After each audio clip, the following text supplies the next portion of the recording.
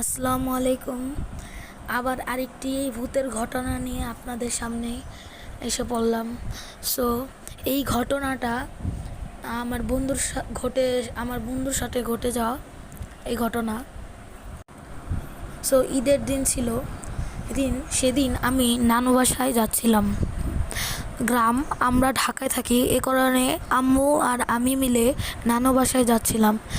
যখন নানু বাসায় গেছি, যাওয়ার পর ঈদ কাটলো।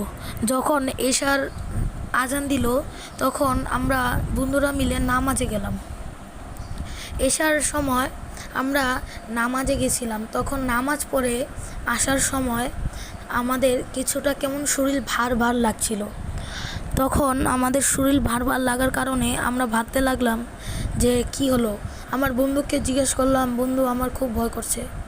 তখন আমার বন্ধু আয়াতুল কুরসি পড়ে ফু দিতে